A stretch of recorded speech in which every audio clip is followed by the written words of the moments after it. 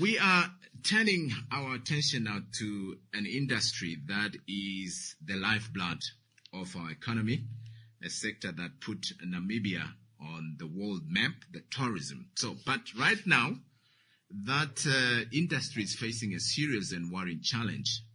Germany, our single biggest source of overseas visitors, has just issued a stark warning to its citizens about rising crimes and safety concern here in the land of the brave. Now, this follows similar warning from the UK, from Canada, and the US, and it is a development that could have huge consequences for thousands of jobs and business across our country. So to help us unpack this crucial issue, we are joined this morning by the woman who is at the very heart of the hospitality sector, Mrs. Gitta.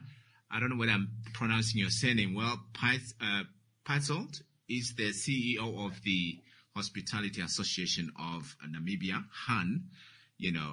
Gitta, a very good morning to you, and thank you for making the time to speak with us on Unpacking the Day, and thank you for coming up with an alternative to be able to reach you. Good morning, Mike, and good morning to all the listeners, and sorry for the technical glitches. Yeah. You see, technology, we're so dependent on that it sometimes poses challenges, such as the challenges that we as the tourism industry are currently also facing. Exactly. So 2026 seems to have our work cut out for us already. Yeah. Well, when you first heard this travel warning from Germany, what was your immediate reaction? Yeah, Mike, I need to contextualize it because it's not the first time that these travel advisories have been issued. Yeah. But any such warning is very, very serious because any incident against not only a tourist but a Namibian in terms of crime, robberies, unpleasantries really does affect our image, and we are very, very concerned. Yeah. I'm very pleased that our Ministry of Environment, Forestry and Tourism did react this time. They issued a official statement to sort of put it into perspective in terms of how safe it is in Namibia, because we do know that Namibia still ranks as one of the safest countries in Africa. Yeah. But as you rightly stated in your introduction, the German-speaking Europe, that includes Switzerland and Austria, is our single biggest source market, and we really need to make sure that they do still feel safe and comfortable coming to Namibia. Now, last year we already had a bit of a hitch when all of a sudden our key source markets were confronted with the visa requirements that have been introduced in April last year, and that already got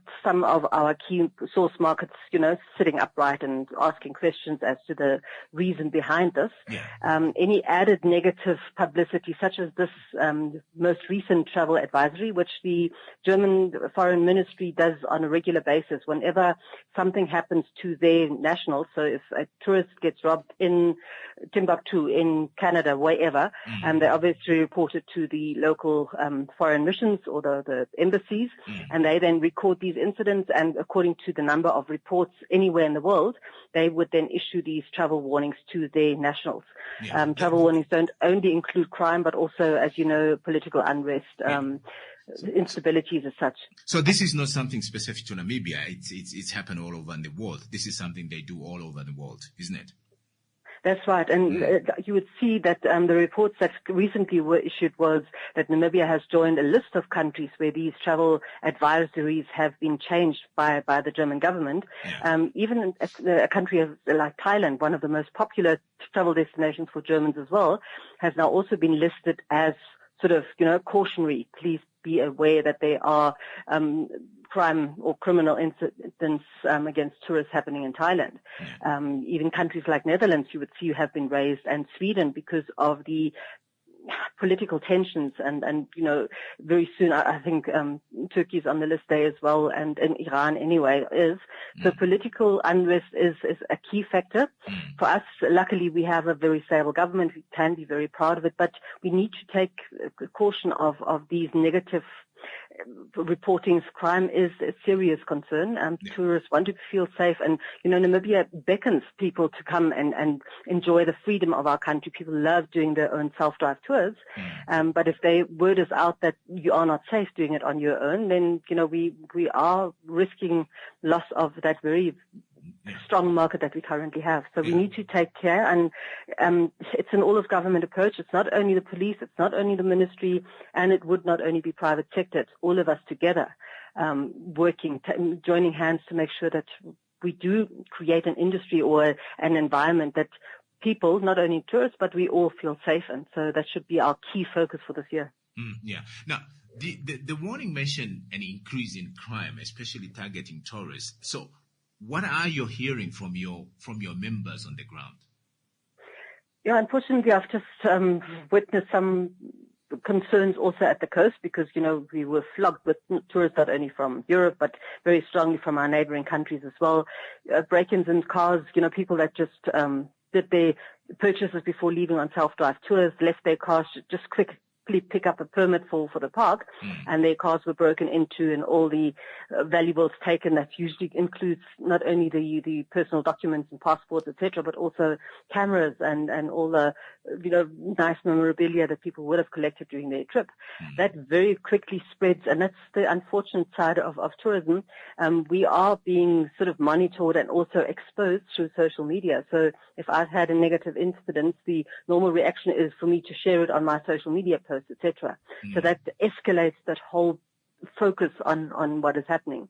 We've also had incidents from some of the remote lodges in the Kavango area where tourists had also selected a nice, pristine, seclusive campsite for themselves and were robbed there. So it's not only in the capital of Windhoek or the sort of the hubs at the coast, but also remote campsites where these incidents have taken place. We do know that people don't, the intention usually is not a criminal one. It's a act of desperation. People are hungry, and if they see people walking or driving past with bags full of groceries that they've shopped, sometimes that would trigger a quick reaction to break a window and steal from the car. But unfortunately, once it happens to foreigners or to tourists, they usually report it not only to their embassies but to their friends and colleagues via social media, and that is what makes these things go viral. So now, despite what actually this warning from Germany and other country, despite that, is this a new development, or has this been a growing concern? I mean, from ourselves, from Namibia, from your institution, for example. It's almost a regular agenda item on our yearly plans. As I said, it's not the first time that Germany issued travel advisories with specific focus on criminal elements in Namibia. It's happened, and we did take it up with the Ministry of Environment before, and we also spoke to the German embassy years ago. It's not only happened in recent years.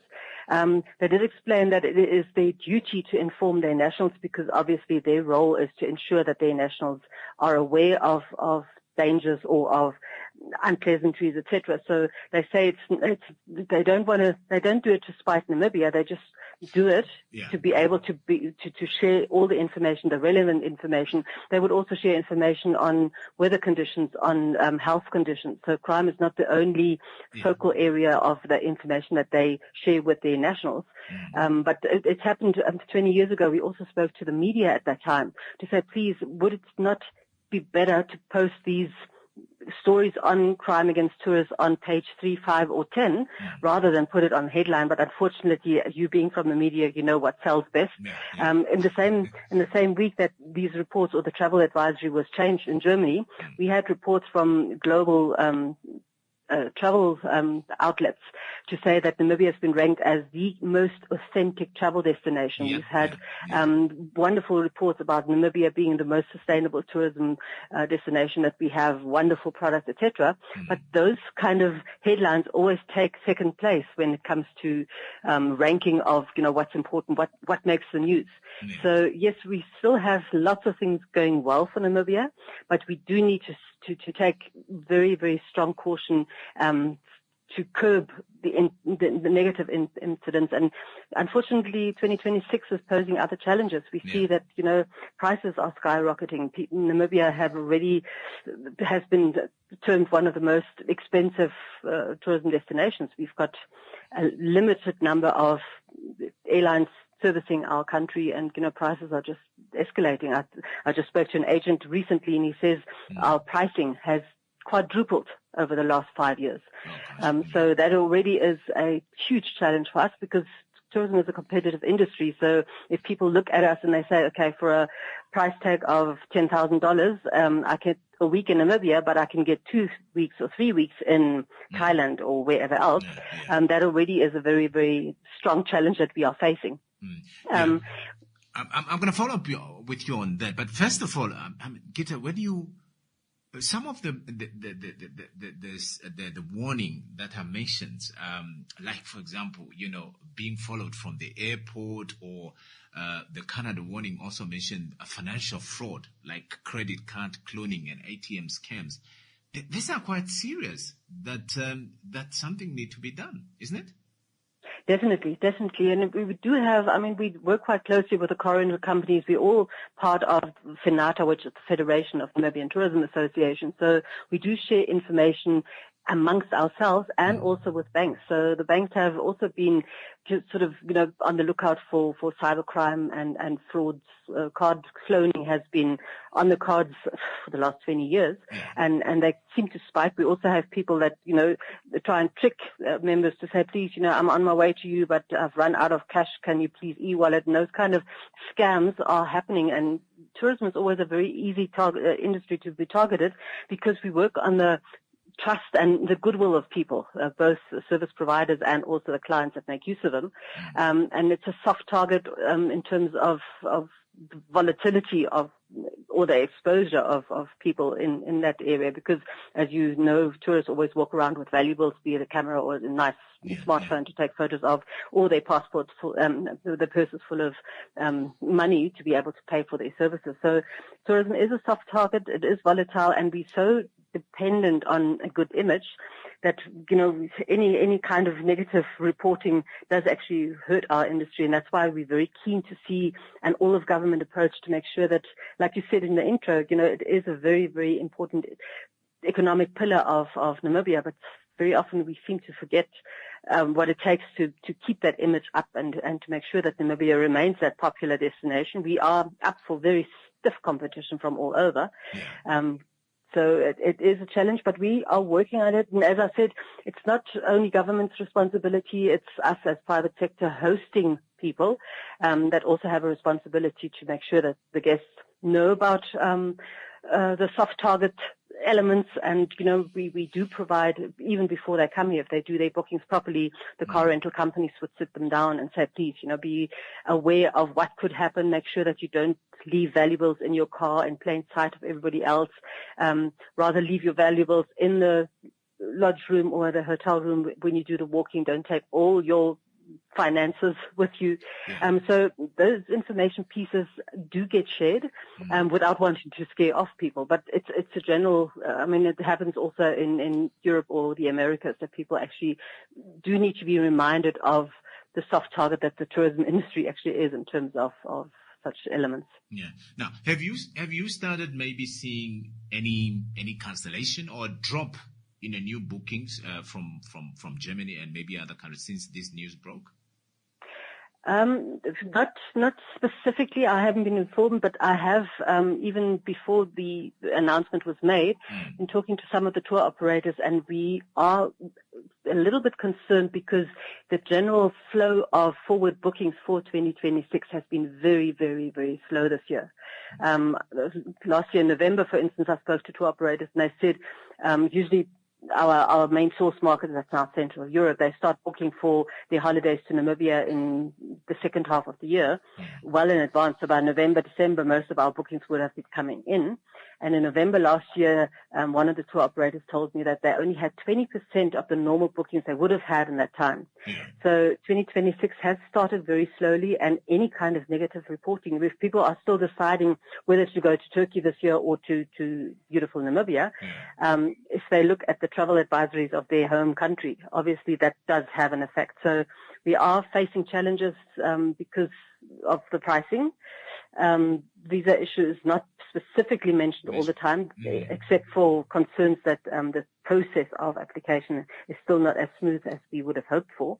But it does add to the challenges that we face in terms of stiff competition. If other destinations are marketed to be more safe than Namibia, obviously they get first consideration. So we are concerned at this point in time, not necessarily only because of the announcement by the German Foreign Ministry or their new travel advisory, but in general, the flow of travel or forward bookings for 2026 seems slower. And the political situation across the globe doesn't seem to make it any easier. So people do seem to keep their money close in their plans short term, because they don't know, we all don't know what's going to happen in June, July. So I think there's hesitancy to make forward plans at this point in time because of the global situation, not only Namibia. Yeah.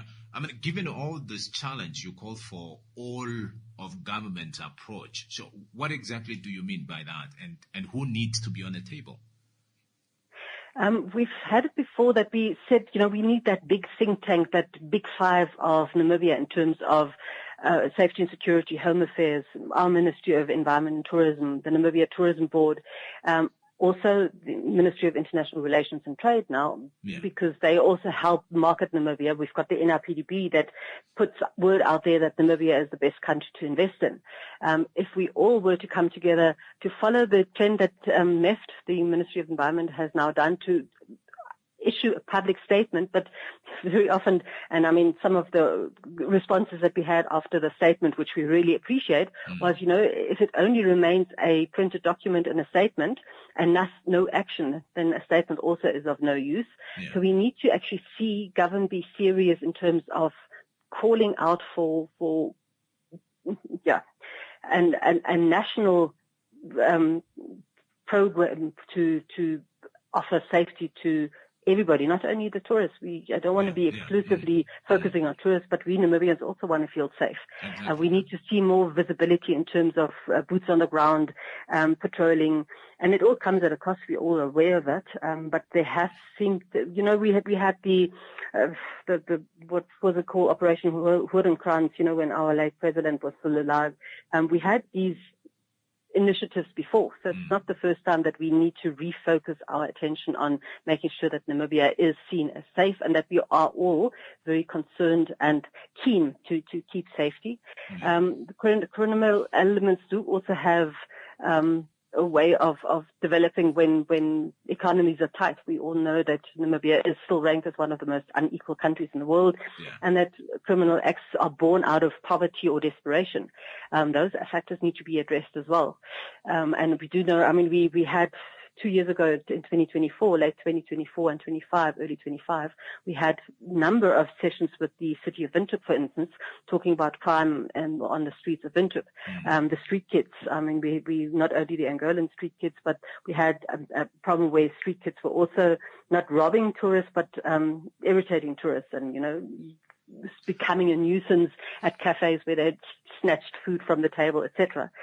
We've had very intense discussions with the city of Windhoek at the time, and the Ministry of Social Services and Gender was involved as well to address the core of the problem, and that's poverty, that's desperation, that's hunger. That's what I mean with an all-of-government approach. We also need to look at the root cause of why people go to the extremes of robbing other people. So yes, it could be negative elements, and very often, especially our members in the regions of Okavango and Zambezi, they say, very often these negative elements are not Namibians. They come from across the borders. And that's where we lose control because, they would rob tourists at a lodge and then quickly jump over the borders and go back to their home countries. But being aware of all of those elements, we really need to see that we address the root causes of the problem, but also then target proper initiatives such as visible operations by the city police, by the Nampol, we do have tourism police departments within Nampol, that they all sort of refocus on how best to address the situation, and then general awareness as well. I mean, our industry has also been asked to step up their security system, make sure that the chalets and the lodge rooms and the hotel rooms are safeguarded and there's security around. It all adds to the cost, and that, expands on a problem that we have in terms of being a very expensive destination. But yeah, safety comes at a cost, and we need to incur those costs to be able to, promote Namibia as a safe destination. I was about also to ask what immediate step can also hotels and lodge take to make their guests actually feel more secure. Yeah. Very important is the information sharing. Even before guests come here, that they are made aware of the environment, the surroundings. So they would say, please, at the airport, beware that you don't pick up the wrong shuttle operator, that you ask for the credentials. That's one of the big calls of NTB as well, the Namibia Tourism Board, that they would advise tourists to please make sure that they use reputable companies, and not these fly-by-nights that only are there to exploit the tourists and their generosity. So information about reputable companies, have a sort of a callback system to those companies to say, this is what happened, my tire burst, who do I call for services, those kind of things. Also at the establishments and at the businesses as such, we are stepping up the game in terms of security. Most of the restaurants have security guards in front of their entrances. Most of the hotels have 24/7 security services there.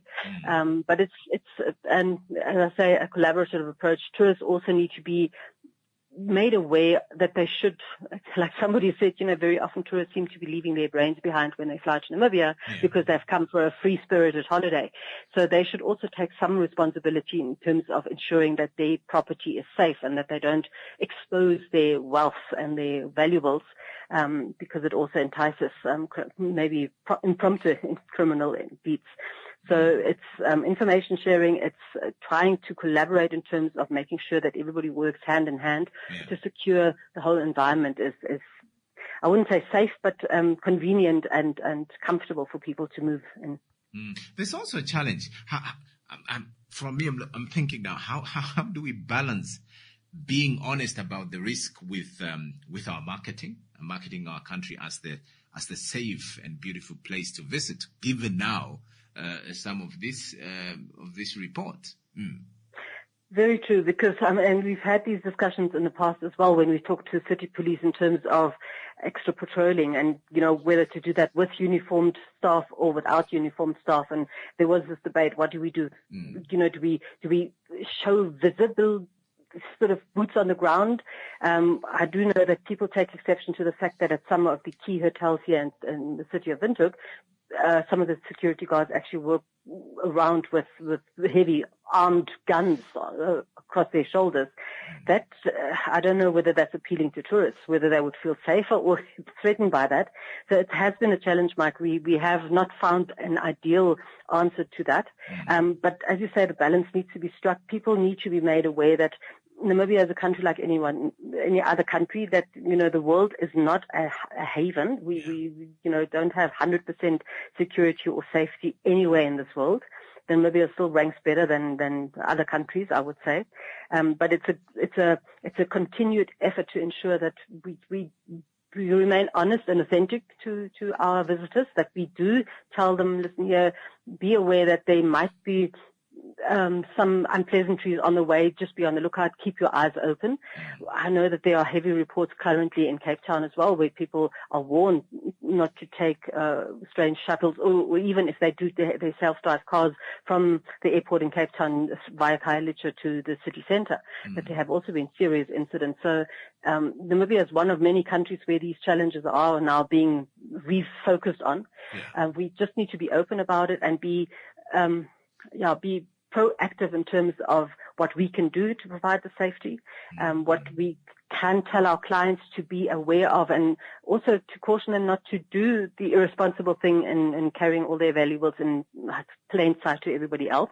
So it needs to be a collaborative approach. And then, yes, the government's refocus on the importance of tourism in terms of the image that we portray also needs to be stepped up. You just mentioned Cape Town there. Are there any, I mean, you probably travel around the continent and also in the world. So are there any success stories or maybe best practices from other countries that have managed to turn around similar situations? Or I wonder, because it's almost a circular development. I've traveled to Holland, where there are little road signs to say, be aware of pickpocketers, in plain sight of everybody else, just to put it in your face. Or, you know, have posters at the entrance of shopping malls to say, please be aware of your valuables. Make sure that, you know, they are pickpocketed around. We shouldn't be shy not to be as open about what happens, because it happens the world over, and maybe just have these little reminders. There could be a humoristic element to make it less severe or less, you know, concerning.